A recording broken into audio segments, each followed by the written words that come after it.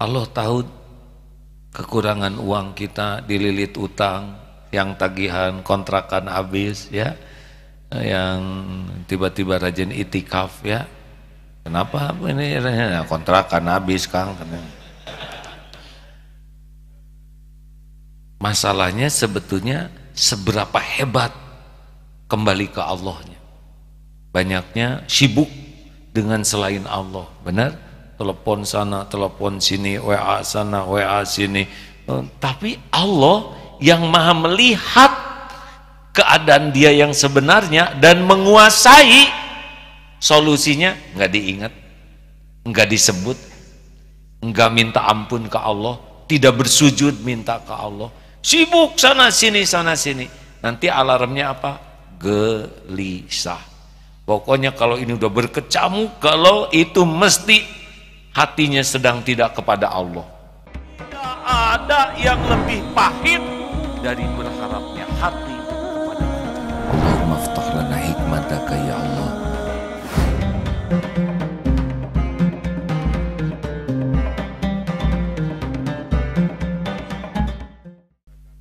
أعوذ بالله من الشيطان الرجيم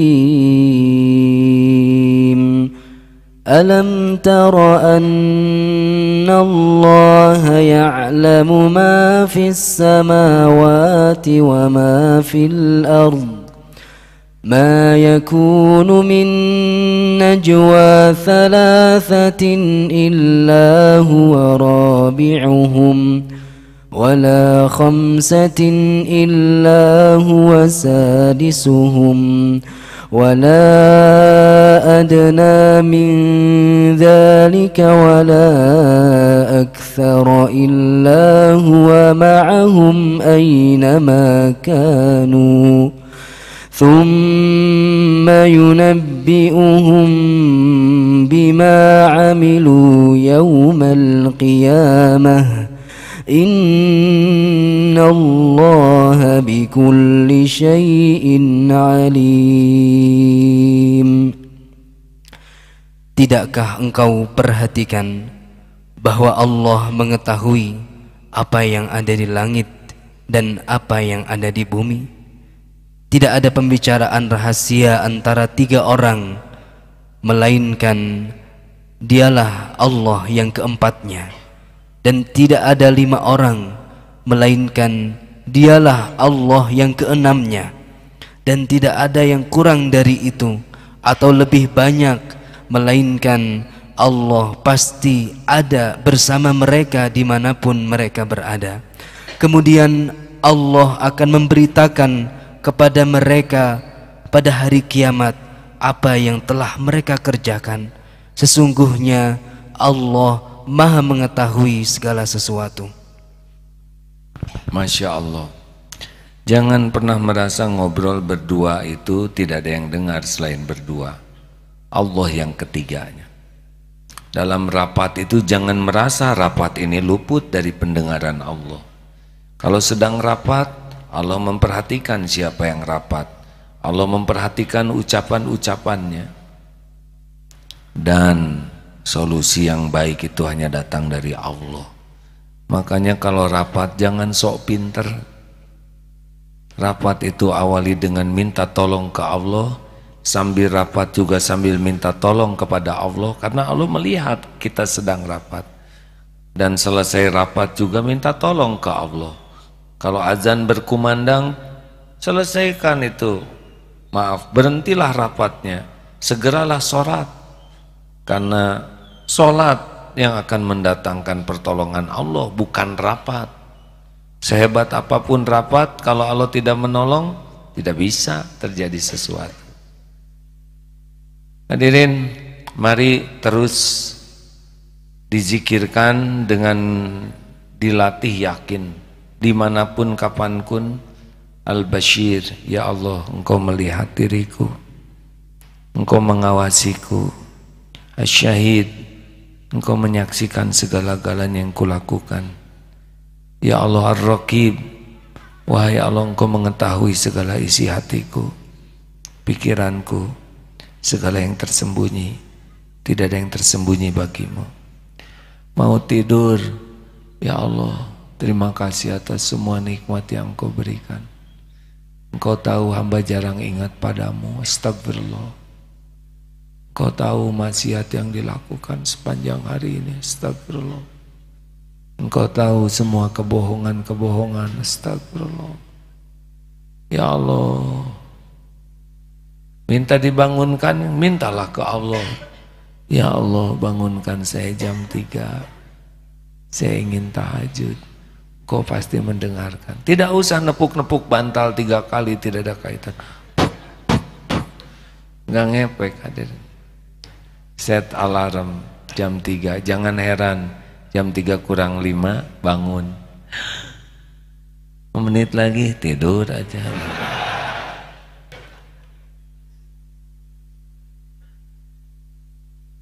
Bangun tidur, wahai yang maha menatap, terima kasih.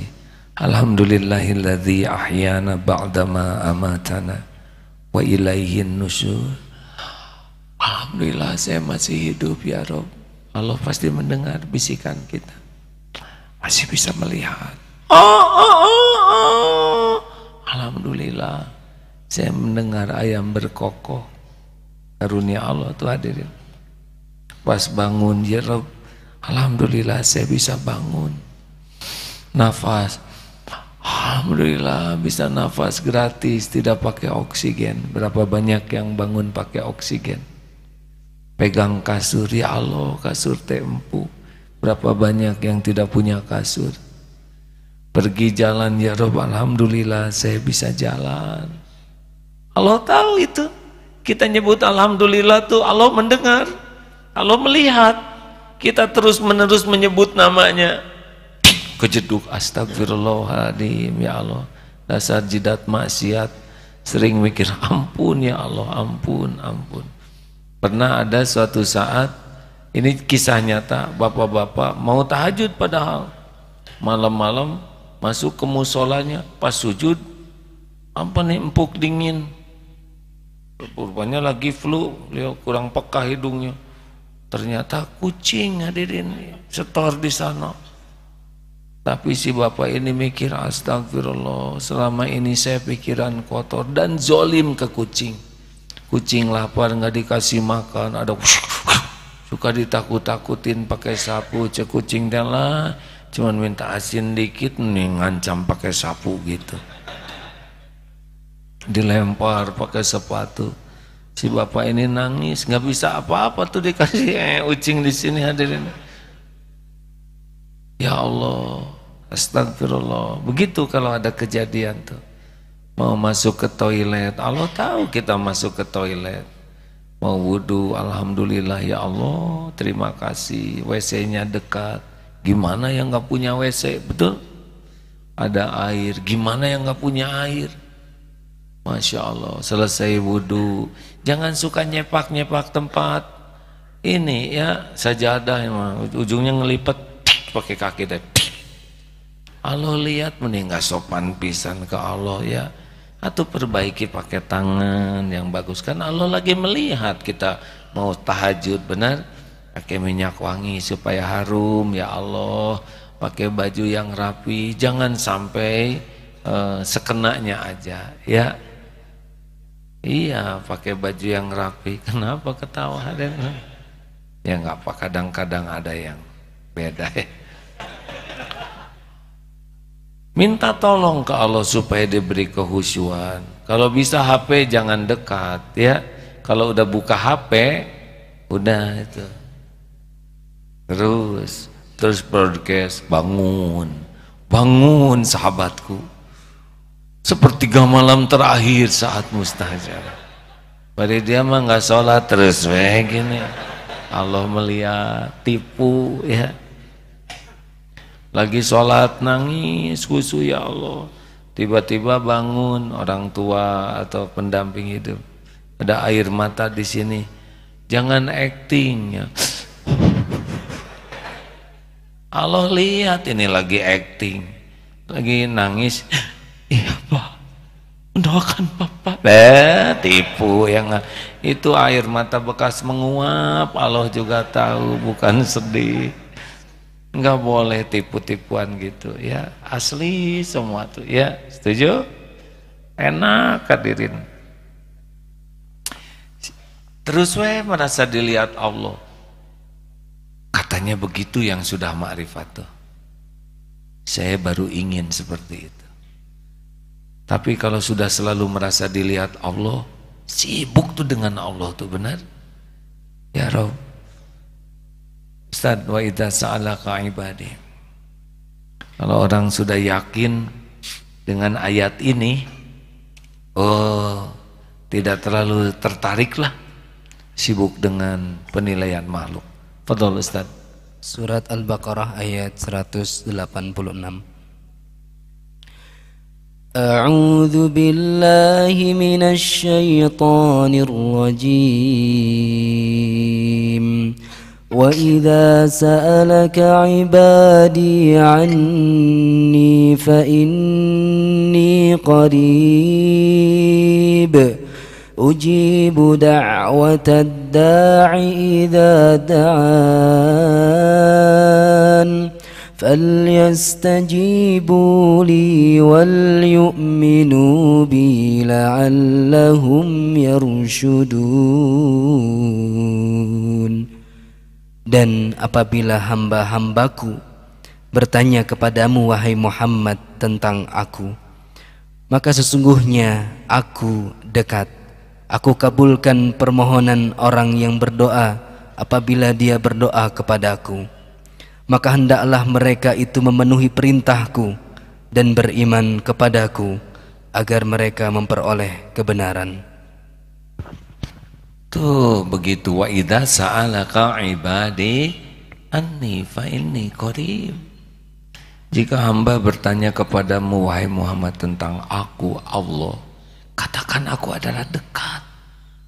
Aku kabulkan orang-orang yang meminta kepadaku. Maka hendaklah mematuhi perintah Allah dan beriman supaya mendapatkan tuntunan kebenaran dari Allah. Jadi jangan dulu curhat kemana-mana. Yang dicurhatin juga banyak masalah. Dan tidak ada bisa orang menolong kita kalau Allah tidak menggerakkan orang menolong kita. Curhat pertama ya kepada yang maha dekat. Makanya gerbang pertolongan Allah, wasta'inu bis-sabri was-shalah. Sabar, tahan diri dari sikap. Sabar itu kan menahan diri dari perkataan, perbuatan, pikiran yang tidak disukai Allah. Kalau udah nahan, tumpahnya ke sholat. Jangan tumpah dulu ke orang. Sholat dulu. Tapi saya mah kurang khusyuk. Mendingan sholat kurang khusyuk daripada tidak sholat. Kapan khusyuknya? Mungkin dapatlah 30%, 15%. Kalau nggak sholat ya nggak dapat apa-apa. Allah juga tahu kita teh lagi banyak pikiran, lagi tertekan. Sholat tumpahkan kepada Allah, karena cuma Dia yang bisa membulak-balik segala urusan. Tidak ada lagi. Bergabung jin dan manusia mau menolong, nggak akan terjadi kalau Allah tidak menghendaki. Bergabung jin dan manusia mau mencelakakan, tidak akan celaka tanpa izin Allah. Kita ini ciptaan Allah, milik Allah, dalam kekuasaan Allah, tak bisa jatuh sehelai rambut pun tanpa izin pemiliknya. Siapa? Allah Subhanahu wa ta'ala. Makanya ke Allah lah. Dalam kesendirian Allah melihat kita, dalam keramaian tetap saja Allah melihat kita. Makanya orang-orang yang mengenal Allah tidak pernah kesepian dalam kesendirian dan tidak pernah tenggelam dalam keramaian, karena selalu bersama Allah yang maha melihat. Efeknya kalau beramal ikhlas. Sudah dia susah maksiat karena Allah melihat terus ya. Neng, ada siapa? Ada Allah, Kang, tong harewasan gitulah. Kemana nih?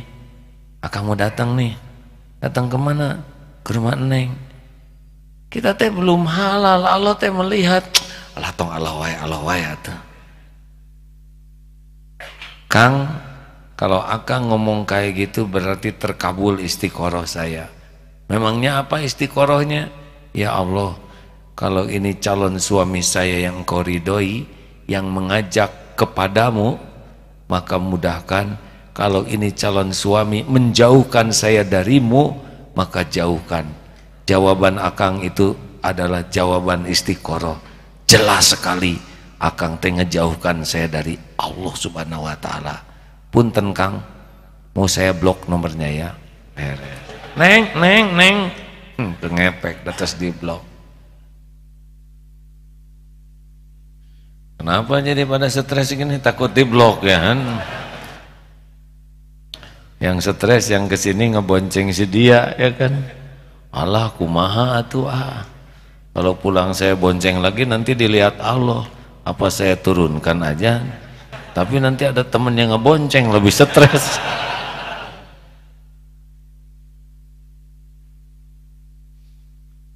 Kalau beramal sudah waqafa billahi syahida, cukup Allah aja yang jadi saksi. Orang lain mau lihat mau nggak lihat gak ada masalah, Allah pasti lihat. Orang lain mau tahu mau tidak tahu ya nggak apa-apa. Yang penting mah Allah pasti sudah tahu. Betul? Orang lain mau berterima kasih atau tidak, bukan urusan kita. Itu mau urusan beliau. Urusan kita, amal kita diterima Allah. Orang mau mencemooh amal kita, ya nggak apa-apa. Yang penting kita perbaiki terus supaya Allah ridho. Betul? Gimana nih kalau saya melakukan sesuatu tidak salah tapi di kantor saya disalahkan? Tenang, dah Allah tahu. Misalkan di kantor ada kehilangan barang, kita dianggap tertuduh, saudara ya? Tidak, Pak. Dan jangan emosi, tenang saja. Alhamdulillah, saya tidak mengambil. Tapi di sini tidak ada lagi selain saudara. Sing yakin Allah sedang menguji kita. Allah tahu kita tidak ngambil. Pasti Allah melihatnya kita tidak ngambil. Dan pasti Allah lihat siapa yang ngambil. Ya kan? Lalu kenapa kok ini saya disalahin? Emang takdirnya udah diuji sekarang. Diuji begitu. Episodenya oleh Allah. Kita diuji sekarang disangka ngambil. Padahal kita enggak. Tenang hadirin. Allah pasti menyaksikan. Dan Allah tahu ketika kita diinterogasi. Ngambil ya? Enggak, alhamdulillah Pak. Saudara jangan bohong. Tidak bohong. Saya tidak percaya kepada saudara. Ya, enggak apa-apa Pak, silakan saja. Karena yang paling penting saya mengatakan yang sebenarnya. Dan saya yakin Allah akan menolong saya. Hanya saya lagi diuji saja begini. Allah mendengar setiap ucapan. Allah menyaksikan tuh setiap obrolan. Dan Allah tahu keyakinan di hati setiap hambanya. Oh gampang nanti Allah buat jalannya yang menunjukkan bahwa saudara tidak mengambilnya. Enak kan kalau yakin begitu? Halo? Orang yang yakin mah ajeg hadirin. Gimana kalau saya dipecat dari kantor? Belum tentu, siapa tahu naik pangkat sesudah itu. Tenang saja hadirin. Saya benar-benar di PHK karena saya tidak mau ngaku. Insya Allah Allah mengeluarkan saudara dari tempat itu, mungkin akan memberi pekerjaan yang lebih berkah. Kita udah jujur, kita disangka, kita di PHK. Tenang, yang membagikan rezeki itu Allah Subhanahu wa taala. Emang kalau di PHK rezeki langsung mampet? Ini teh pertanyaan, jawab hadirin. Kan? Emang rezeki dari Allah harus dari pekerjaan itu? Enggak. Kalau PHK langsung nggak ada rezekinya, atau yang di PHK pada meninggal. Berapa banyak yang gara-gara di PHK malah jadi punya perusahaan sendiri? Iya kan? Tenang hadirin, Allah satu-satunya pembagi rezeki, penguasa yang menahan, membuka. Nih ada ayatnya. Sebentar ya. Nah, kalau nunggu begini saudara istighfar, jadi jangan mikir nggak jelas ya. Tadi ada di sini hadirin. Oh, surat Al-Isra ayat 30 Ustaz. Al-Isra ayat 30. Inna rabbaka. أعوذ بالله من الشيطان الرجيم إن ربك يبسط الرزق لمن يشاء ويقدر إنه كان بعباده خبيرا بصيرا. Sesungguhnya Rabbmu Allah subhanahu wa ta'ala melapangkan rizki kepada siapa yang dia kehendaki dan menyempitkannya. Sesungguhnya dia Allah maha mengetahui lagi maha melihat akan hamba-hambanya. Jadi kalau kita bokeh, Allah udah pasti tahu.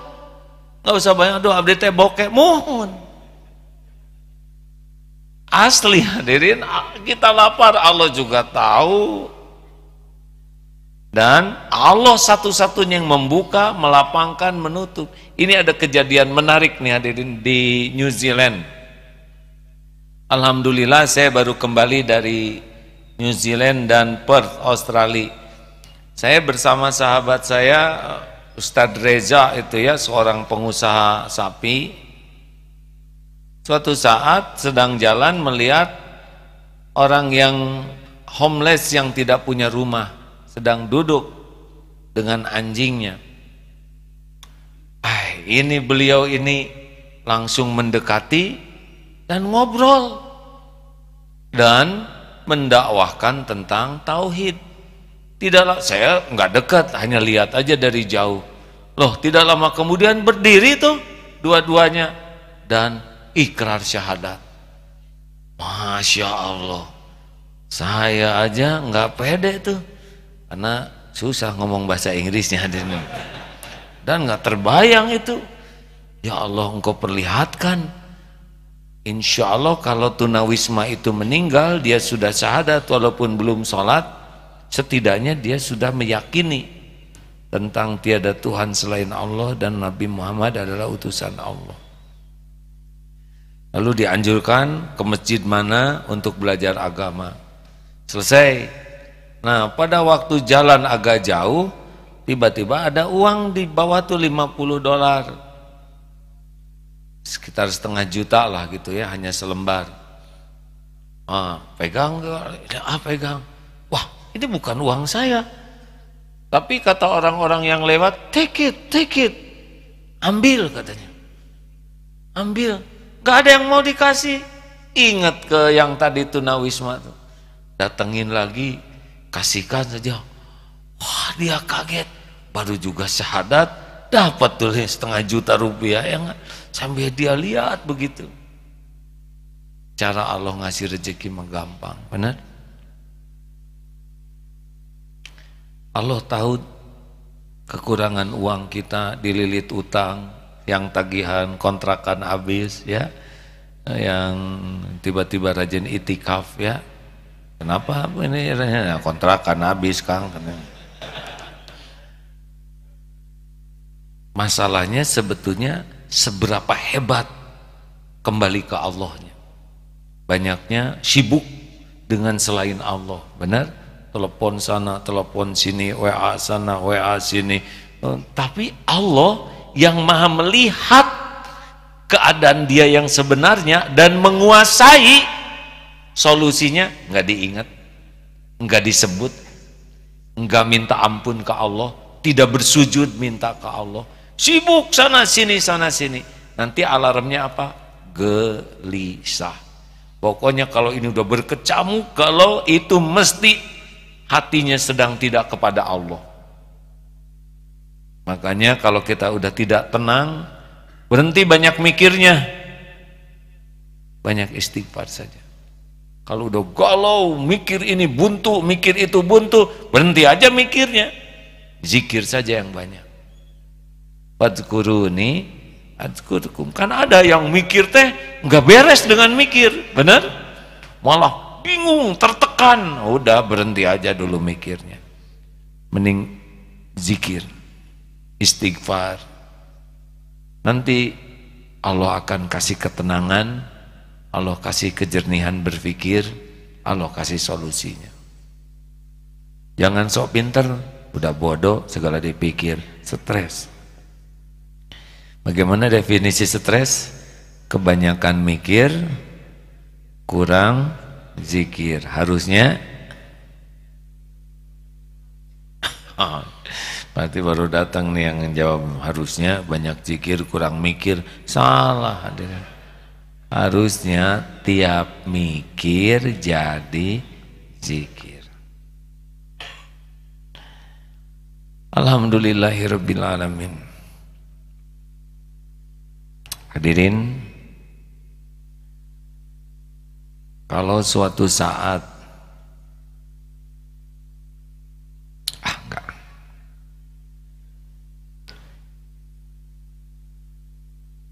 saya pasti suatu saat tidak akan ada lagi di kursi ini. Mungkin karena ajal datang, benar? Mustahil hidup selamanya, tidak mungkin. Atau mungkin ada tugas yang lain, ya. Saudara akan teruji apakah datang karena makhluk atau karena Allah, gitu. Mudah-mudahan nanti kalau Aat tiada, maka yang mengisinya jauh lebih disukai Allah. Karena bukan perkara jago bicara, tapi perkara disukai Allah atau tidak. Mungkin ada yang tidak terkenal, tapi Allah suka sekali, sehingga ucapannya diberi kekuatan oleh Allah. Dan Allah takdirkan kita bisa tergugah dan berubah. Tidak harus terkenal. Saudara juga tidak tahu siapa guru saya, betul? Dan guru A juga sangat tidak mau diperkenalkan kepada yang lain, karena tidak penting bagi beliau diketahui orang. Yang penting ilmunya bermanfaat. Berusahalah datang kalau toh dirasa ada manfaatnya, ya. Karena yang bisa membuat manfaat adalah Allah, dan Allah bisa jadikan siapa saja jadi jalan. Jangan harus yang terkenal saja yang ceramah. Ada tradisi sepertinya kalau kurang terkenal, kita tidak semangat untuk menyimak. Padahal yang membuat manfaat itu Allah Subhanahu wa ta'ala. Dan Allah tahu perilaku setiap penceramah setiap saatnya. Allah tahu niatnya berceramah. Allah tahu apakah dia mengamalkan atau tidak yang dia ceramahkan, ya? Dan Allah tahu apakah ceramahnya itu untuk nyari dunia atau cari kedudukan di sisi Allah. Allah tahu semuanya. Nah, ada orang-orang yang ikhlas, tulus, dan tidak harus lama ceramah tuh. Kadang-kadang hanya beberapa patah kata saja bisa membuat kita berubah. Jadi kalau suatu saat tidak ada lagi di sini, baik sementara ataupun selamanya, kalau toh ada manfaatnya tempat ini, datang saja. Siapa tahu bisa lebih mencintai Allah. Terima kasih hadirin sekalian.